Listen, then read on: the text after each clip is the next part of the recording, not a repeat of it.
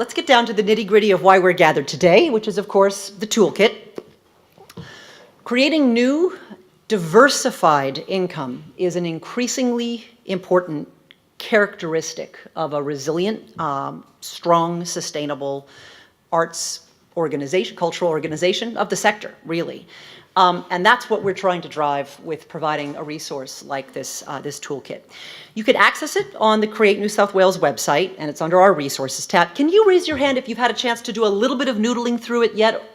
Very good, okay.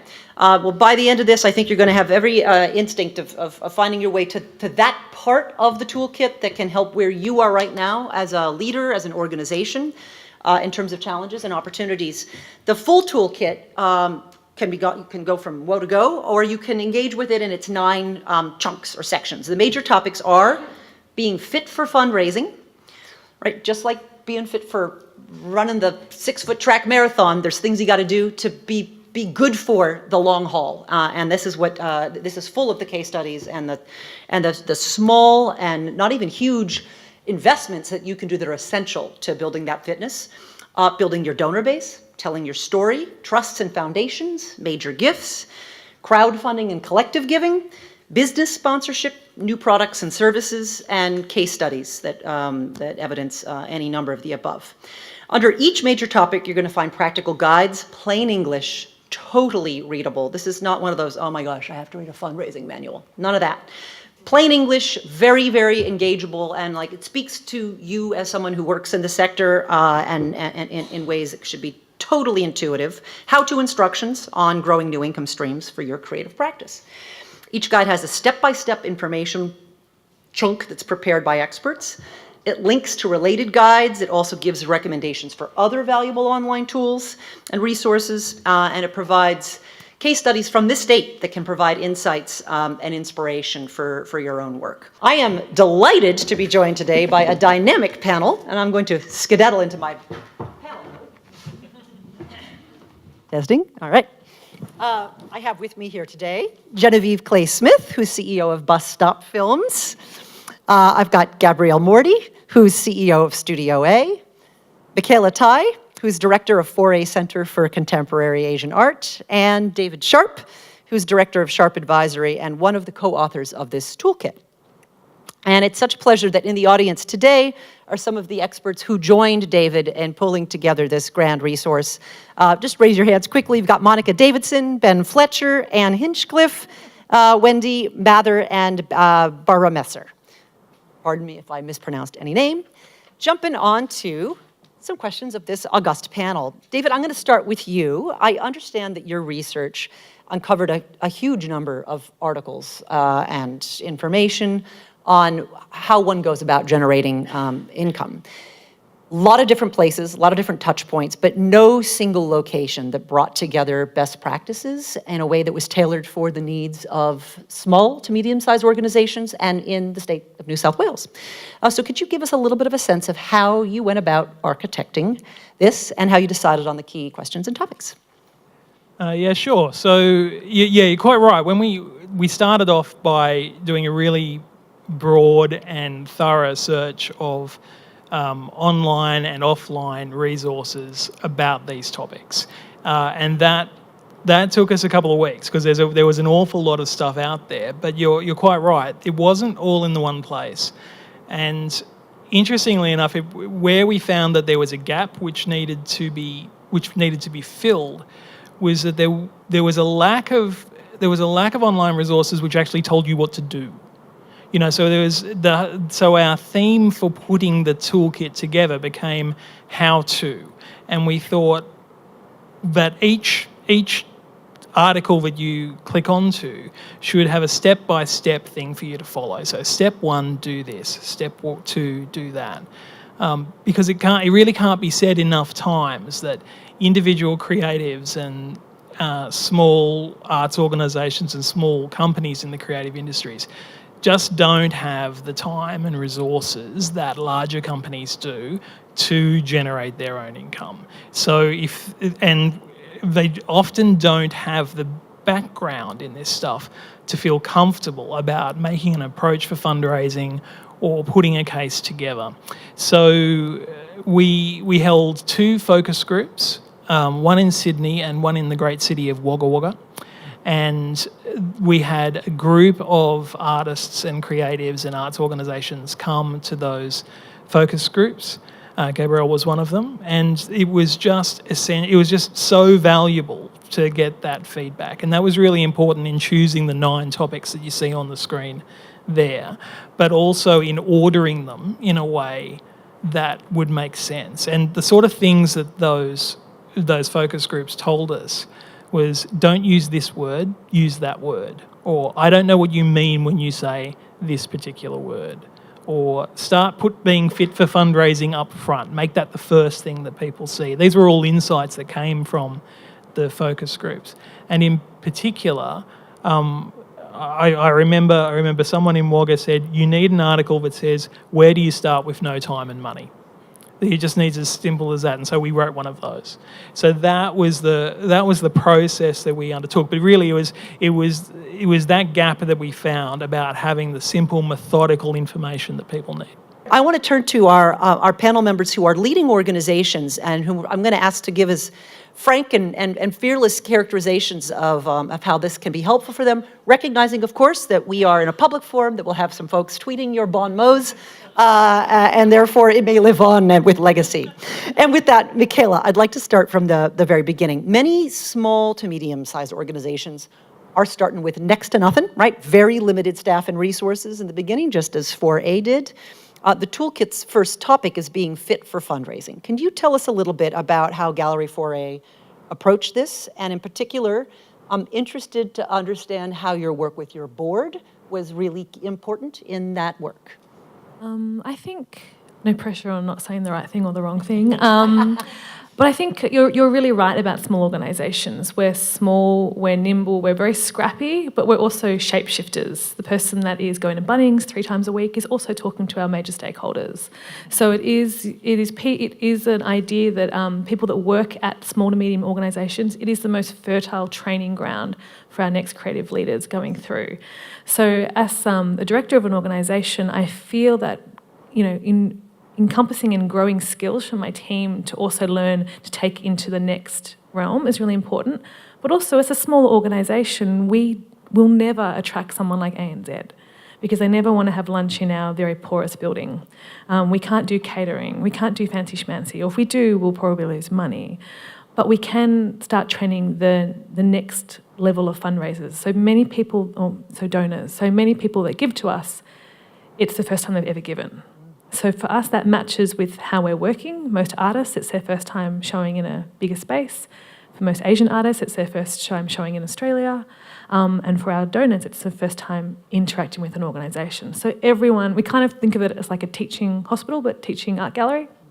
So thinking about it like that, we could create a new model of how we're going to approach fundraising. And the board, I think our board is made up of really delicate combination of big business brains but small business practicality. So sometimes our board members have these great ideas and then someone who runs a small business is like, that's never going to work. So I think encouraging them to have a robust conversation as we developed a new way of thinking about who we're talking to. We were pitching, I think, previously to the wrong people. We're not as competitive in the contemporary art world, even though our artists are, but in terms of who'll be funding us and who's attracted to us, it's a different strata of people. And that pivot has been extremely rewarding for us and the artists that we seek to support. Yeah. That's helpful. Thank you. A quick follow-up question as it relates to board members. Any particular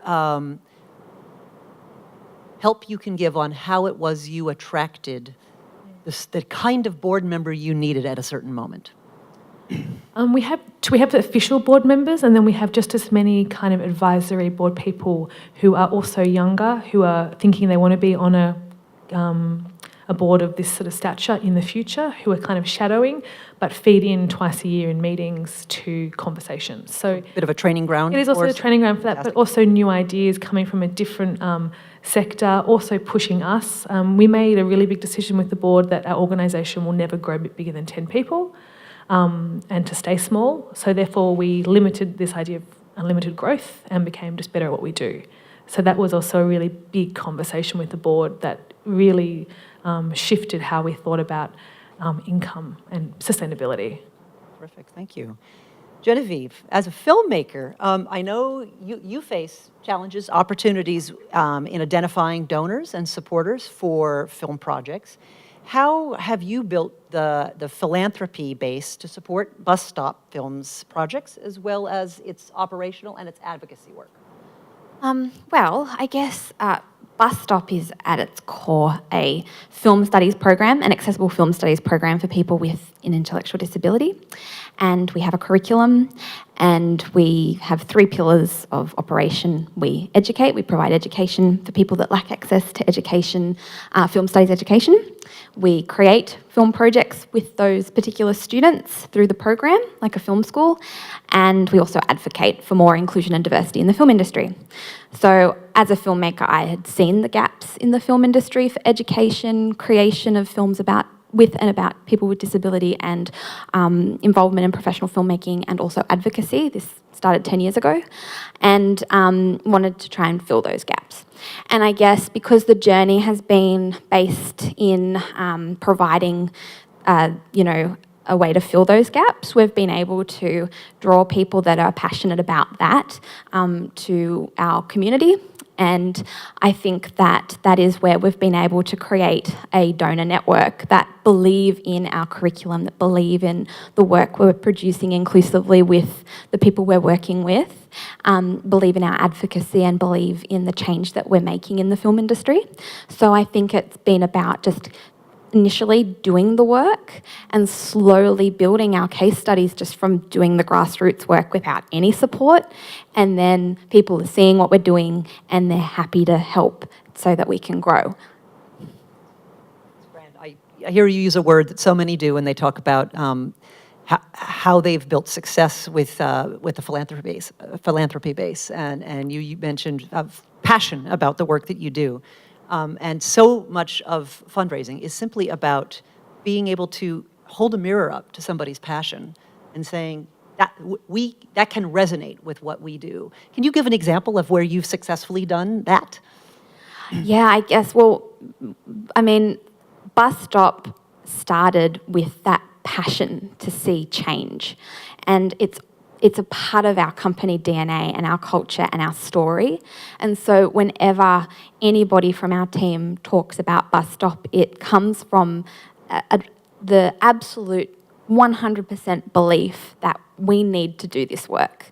And so I do believe that translates in conversation to people that are just as equally passionate and that want to come on board and support.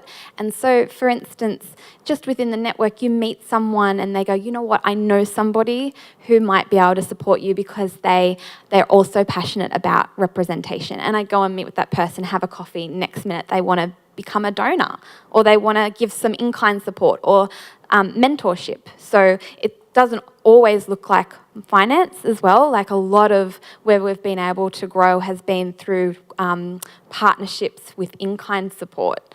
So that's also been something that we've been really dedicated to building strong partnerships and relationships with other organisations, and that's been very much a part of our growth. Super, thanks, Genevieve. Gabrielle, Studio A, as you've iterated your footprint as an organization, I know it's involved some really thoughtful creation of new products and services. Could you talk a little bit about how you've increased income from commercial services and how you've developed your own business skills in conjunction with that work? Absolutely.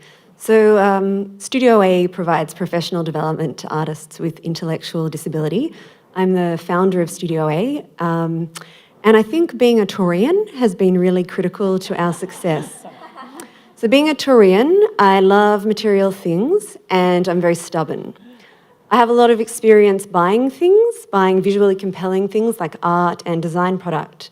So when I first started as an artist working with people with disability in a more recreationally focused program about 10 years ago in Studio A's now parent organisation, Studio Arts, I saw working with about 150 adults with disability a week, honestly because I'd never worked with adults with disability before. To my surprise, I saw a handful of people making really compelling artwork.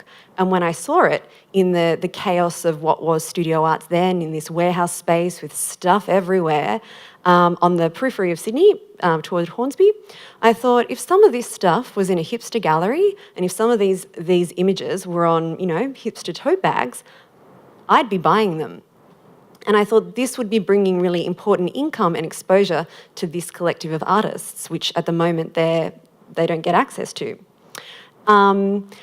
And also, I thought currently in Sydney, there does not seem to be a major arts company putting this style of work into the market, putting these kind of artists' work into the market. So I thought, here we have a really strong product, for want of a better word, and we have a unique point of difference. So then I thought, okay, well, how are we going to, this is where my stubbornness came in, with no experience in business, I thought, how are we going to give a different platform to this work? How are we going to take it out of the chaos of this environment and put it onto a platform where people are going to be able to see the quality of this work?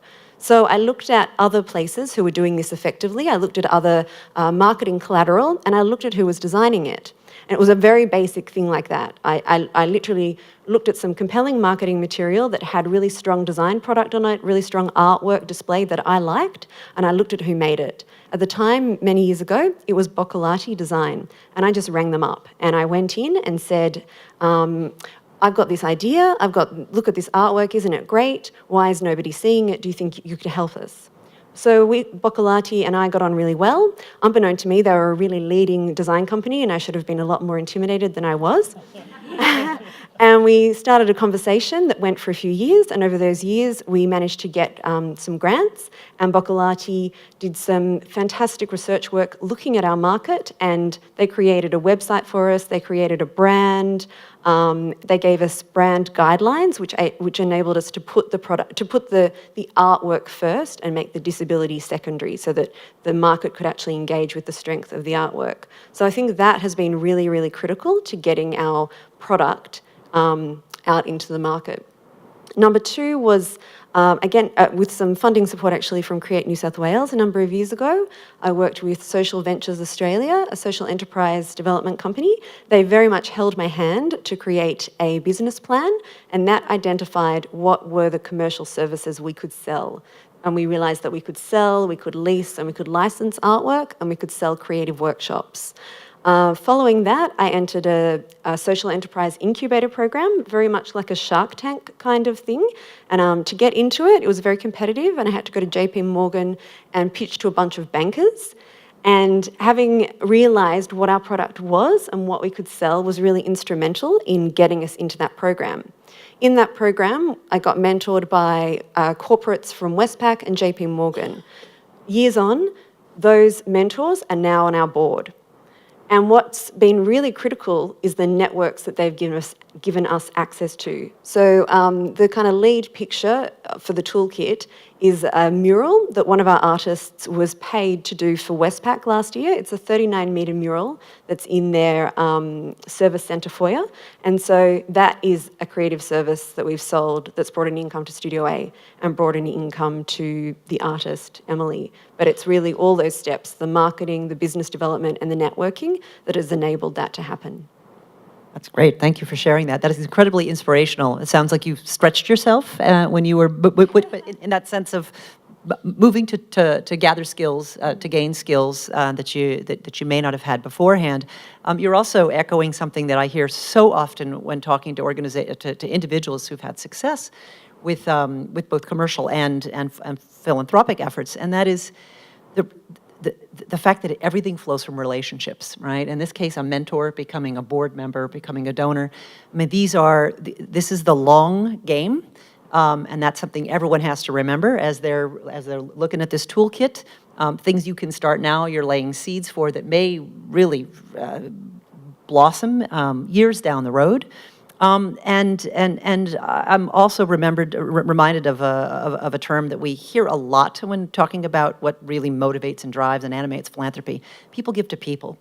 And for each and every one when you're talking about passion, when you're talking about a mentor who's really seen someone grow with an opportunity, There's an incredible amount of really just being who you are, authentically, passionately, fearlessly, making that ask of that design company and having that yield all kinds of wonderful ends. I'm going to ask a question of each of you that relates to this very important point, which is telling your story with impact is essential, right? When doing any number of the approaches for sourcing and creating new income. So I'd like each of you to talk a tiny bit about your approach to this, and maybe I'll give you a hint as to what would be grand if each of you could focus on. Genevieve, if you could talk a little bit about how you've calculated the impact of your work. Mikala, how you've leveraged brand in doing it, and Gabrielle, how you've found success in pitching to supporters. So with that. Well, we calculate our impact through surveys with our students. So we calculate what's the impact been on their lives. We look at the transformational outcomes within their lives, such as increased communication skills, work-ready skills, which are transferable, employment, communication. And we also, we look at the hard numbers as well in terms of, all right, how many festivals were our inclusive films with inclusive messages able to, get out there to audience members in terms of festivals and distribution deals? How many students were we able to send to festivals? So we actually look at just those figures, and that's always handy to have to communicate to people about why we exist and why come on board to support. So that's how we look at measuring our impact. I guess in terms of brand, it's quite complex, actually. 4A's brand is extremely strong, and I cannot thank the people that worked at 4A before me for creating such a really clear organisation that really strives to lead the conversation between Australia and Asia and thinking about the possibilities of what that could be. It's really quite clear. And what that has meant for us in terms of going for grants or going for philanthropy is that we can clearly articulate how this conversation, you can be part of that conversation. But for corporates, it's also been really interesting in terms of cultural competency. So we are now developing a kind of consulting arm where at the moment, Lunar New Year is our craziest time, where people who are like, oh, we really should do something, but we don't want to do it wrong. We're trying to really move into that space of we're here to help you and facilitate moments where artists can play a bigger role in telling that story, especially Asian Australian artists based in Sydney. We've got some giant flying pigs coming into Darling Harbour that are currently trying to be weighed down right now. But things like that. Darling Harbour, we want to do something, but we want to make sure it's with the community first. So for us, our brand is about the community and networks and conversations. So by working with us, we also support their story. So that's been a really interesting leverage over the past 18 months in terms of brand. Thank you. So with pitching, I think it's utterly critical to be really clear on what the message is that you're trying to articulate. And it's something that's said, all the time, that kind of elevator pitch idea, to be able to do it in a minute or two. People have a very low attention span, so you have to grab their attention fast. The main message that Studio A are trying to counter is that people with disability can only participate in art therapy, and that it's a very nice thing that we're doing, but the art's not going to be very good. I can't tell you the amount of times that I'm congratulated on being a volunteer art therapist. So I find that if I was to begin my pitch with someone by mentioning the word disability, no matter what I said after that, they would not hear anything but disability. So Studio A's key message and the truth of what we do is we make great art, full stop. So whenever I talk to anyone about Studio A, I say we make great art. Then I might try to give them an example of that. I might have a Studio A product with me, a notebook. I might have a tote bag or something like that, or a piece of jewellery. So I say, this is Studio A, this is Studio A. Or I say, you may know Studio A's work because it's on giant hoardings all around the city. And I do things like mention who our clients are. So I say, we work for Sass and Bide, we work for Westpac. I do that quite strategically to give a sense of the calibre of the work being produced. And then I say, and we work with artists who have intellectual disability. And then that's kind of the point of difference. But people have already got the idea that we make great art. Of course, how you pitch from then, you need to know what it is that you want, and so you tailor your pitch to who you're talking to and what it is that you want from them, and also remain open to what they say back. So what you ask for might not be what they're able to give you, but they may be able to give you something that you don't even expect. So remain an active listener, I think, when pitching. The other critical thing that I've learned over the years is that it's all very well that I can pitch, but your whole team needs to be able to pitch. So at Studio A, at staff meetings, we actually practice describing what Studio A do, and we have a timer, and staff go around and they have to say in under a minute what Studio A do, and we really encourage everyone to also speak with an authentic voice. So yes, these are the ways we describe Studio A, but also include in it why you love Studio A and be authentic about why you're passionate about it. And our artists also we similarly check in with all our artists about what is Studio A.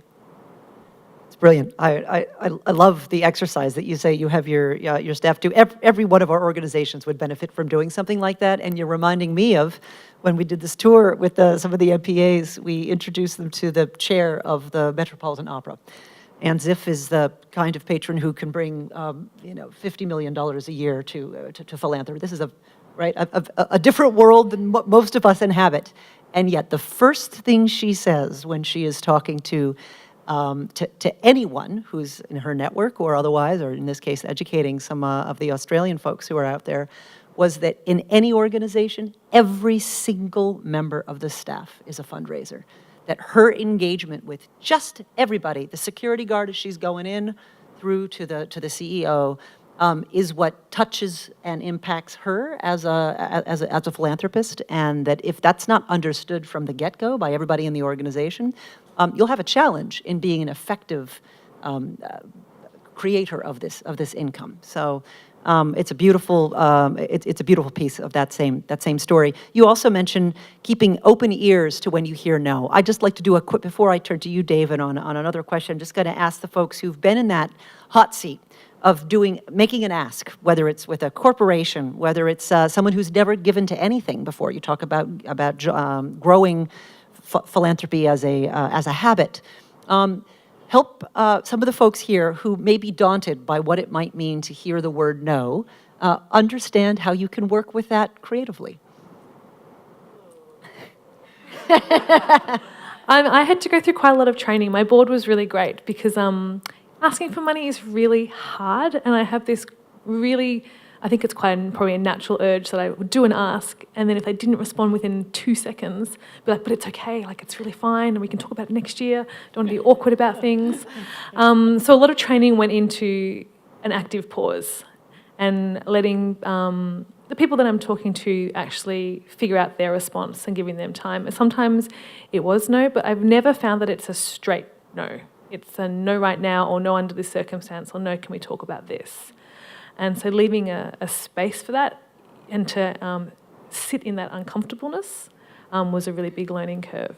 It's a brilliant piece of advice. One of the great little lines is, don't make the decision for the donor, right? And often we jump to that space, that quiet, to be like, to make it okay, or, oh, it's all right, well, we can talk about that later.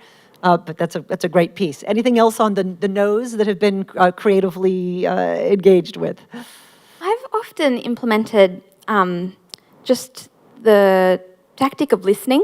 So if you just talk to someone about what they're passionate about, like what do you want, and actually take the focus off you in the meeting and talk to the person.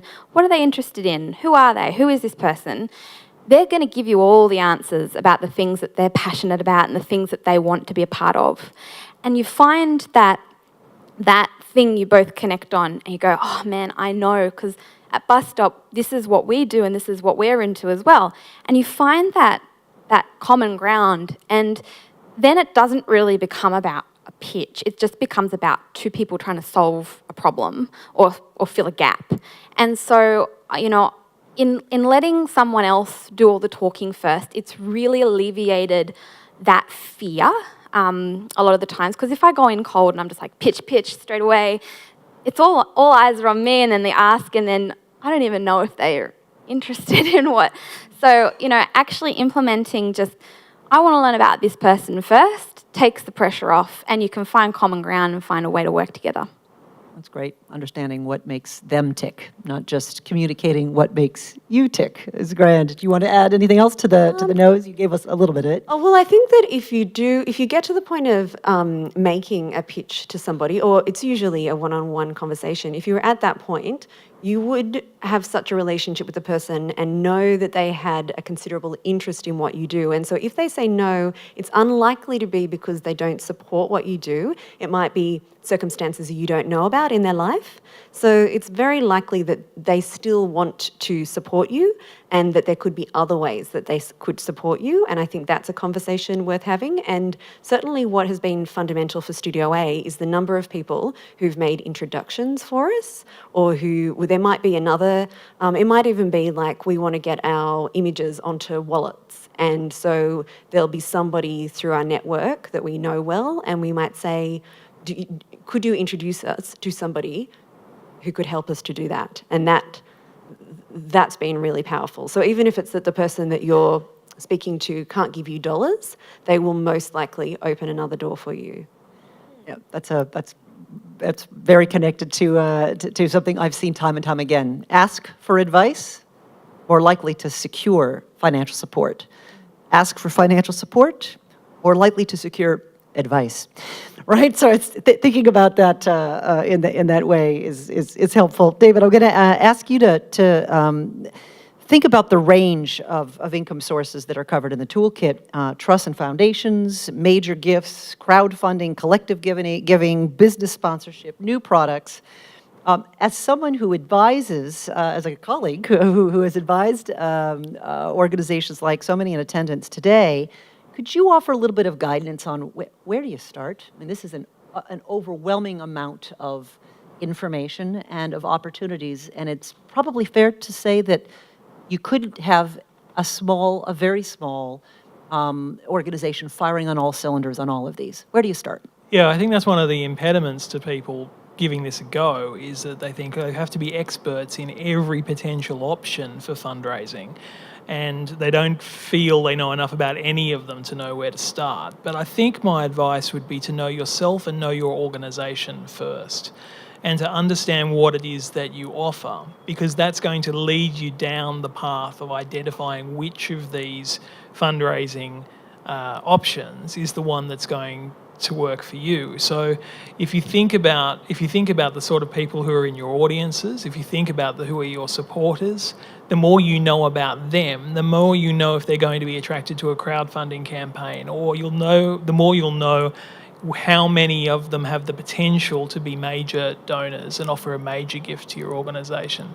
But there are certainly some dead ends to rule out as well, so just to take trusts and foundations as an example, you really have a much better chance in that realm if you're linked to a social cause of some kind, and you can show the difference that your art is making in the world and that it appeals to those trusts and foundations.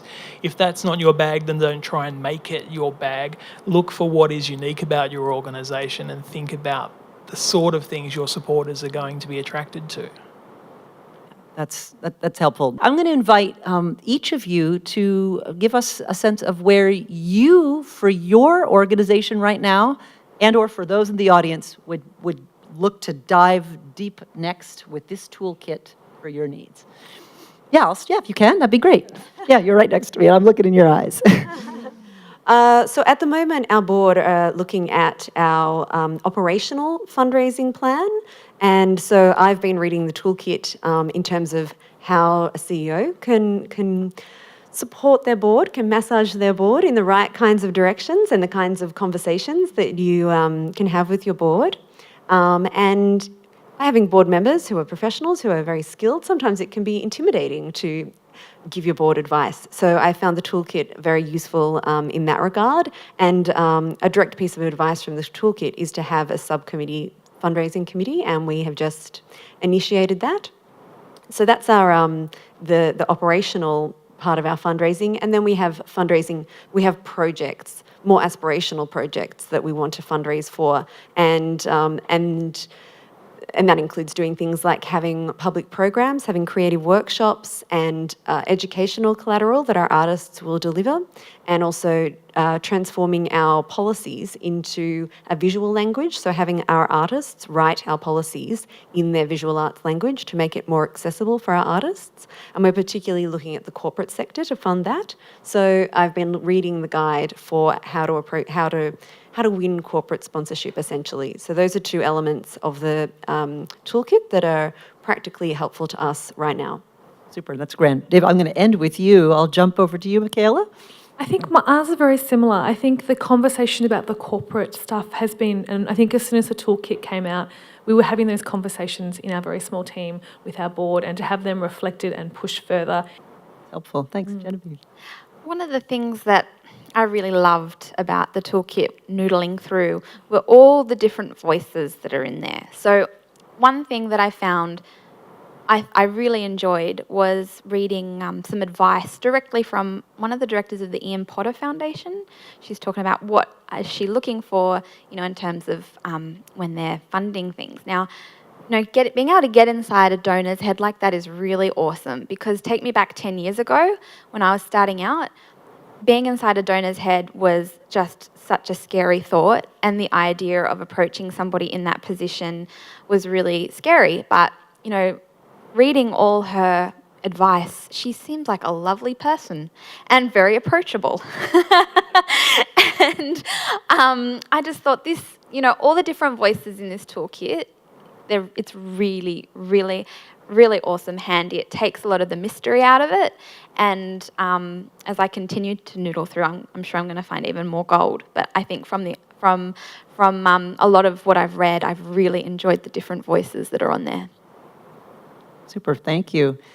What might be a way that organizations could think about leveraging new money to secure yet additional new income? And by that I mean, if you've got an organization that is caring enormously about or aspiring to do certain kinds of educational undertakings, and you've got this stream that you can tap if you position yourself right for it, how might you leverage above and beyond that additional dollars? In relation to how can you use some money to make more money, just as a slightly left of field example, you could think about giving yourself. So I know I do some work with Creative Partnerships on their Match Lab program, which is around taking people through their first crowdfunding campaign, thinking about how they do that and getting comfortable with the ask. And at least one of them used some money from their crowdfunding campaign to donate to one of the majors. And his interest in doing that was access to other people, to more connections, to more interests. He was suddenly invited to dinners and events that he otherwise would not have got access to the people that he needed to speak to in it. So I think that people's boards are useful in this regard, in saying, well, don't just show us how to make X amount of dollars, show us how we can turn that into the next lot. This has been a great bunch of information coming from different but shared perspectives on so many of the opportunities that we are presented with daily, and what it means to be leaders in organizations of this size. I do want to take this moment to say a huge thank you to the panel that joined me today. Thank you so much for your time and for your insights.